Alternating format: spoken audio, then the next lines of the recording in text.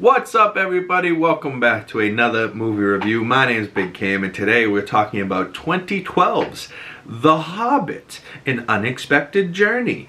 And this one, starring Martin Freeman as Bilbo, feels very Lord of the Rings because it starts even with Ian Holm, Bilbo Baggins, and Frodo, whoa, what is his name? I don't know. Frodo, the actor. What is his name? Elijah Wood is Frodo. Like, God, that would have pissed me off the entire time if I blanked on who Frodo's name was. Yes, Elijah Wood and Ian Holm is the original Bilbo Baggins. Shout out Ian Holm. This one, comparative to the first Lord of the Rings, compared to the Fellowship of the Ring, this feels very much like that, you know. In The Lord of the Rings, correct me if in the comment section below if I'm wrong, but I believe The Lord of the Rings was shot concurrently all together, you know, all three films at once over probably a couple years they filmed that shit, and then it came out one after the other, 1 year at a time, you know.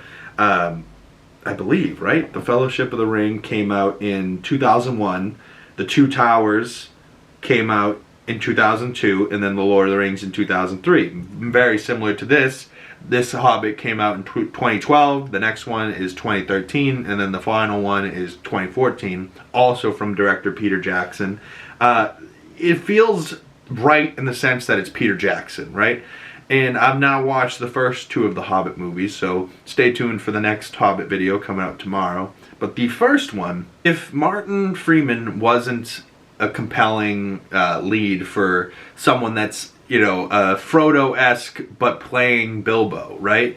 And this is a prequel, so this is supposed to be all the stuff that happened before The Lord of the Rings. So in The Lord of the Rings, there's some characters that are hundreds of years old. This is only 60 years before the first Lord of the Rings. So there's some characters that get to return, aka Ian McKellan Gandalf. Honestly, if he was the only one to return between the two movies, it would have made it worth it, because I love Ian McKellen so freaking much. Like, every time I've seen him, whether it's Magneto or Gandalf or whatever the fuck in between, I have always loved this man. Anytime he's on a talk show, being a guest or talking or whatever he's doing, the man has endless amounts of charisma. He has the riz, as the kids would say. And he's an old man, and he's still phenomenal. And the day we lose Ian McKellen, I will be incredibly sad. Send me fucking messages that day, I promise. But this movie, you know, it's very, very similar to The Lord of the Rings. And almost at certain points, I felt like I was watching Lord of the Rings. You know, they bring back a Gollum, they bring back Hugo Weaving, they bring back Cate Blanchett. But now that I'm thinking about this, I was like, damn, I shouldn't have watched those movies back to back, because now I'm like, wait, what was the first movie? What was the second movie? But either way, it's Peter Jackson. They're going on a journey. You know, he's got to become a part of this team. In The Lord of the Rings, it was mostly hobbits, and then I think there was one dwarf, Gimli, right? Or was there more than one dwarf? I feel like there was that one dwarf on the Fellowship. I believe we go and see more dwarves at their, like, mountain. But that mountain, that home for the dwarves, has been taken from them in this. And they're getting to that mountain. And then once they get to it at the end of this movie, they find out that there's a big dragon, Smaug, that is living in the gold. Because that's what dragons love, is gold, apparently. At least in this universe. So for me, I'm like, I'm into it. They got the big dragon. It's going to be voiced by fucking Benedict Cumberbatch. I'm like, alright, I'm into that. That's the second movie. I really, you know, throughout this 2024, I have now watched The Lord of the Rings and now started The Hobbits in preparation for the end of August here in a couple days.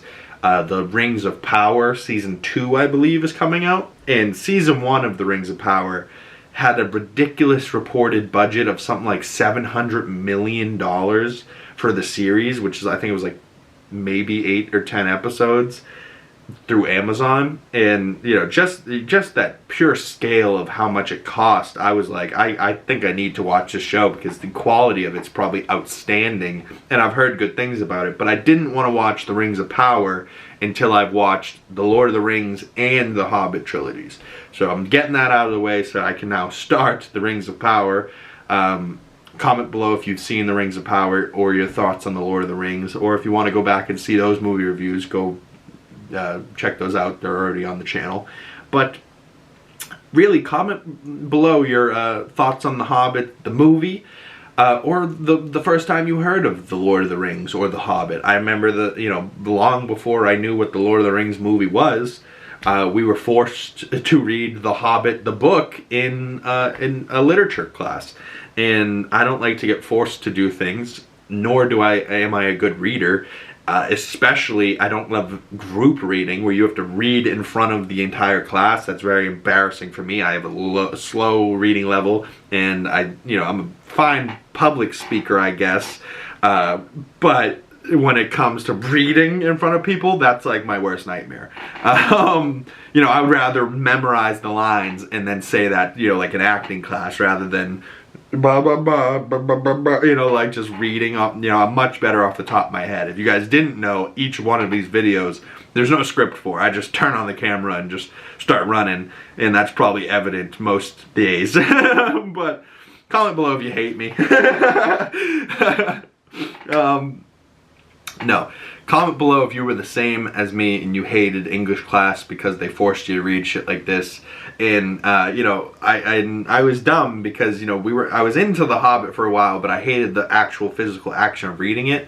But listening to somebody read it to me, I was like, damn, this is kind of good story. And then eventually one day we finished The Hobbit, and then we went on to like The Giver, and I hated that one worse. I was like, can we go back to The Hobbit? Like, ugh.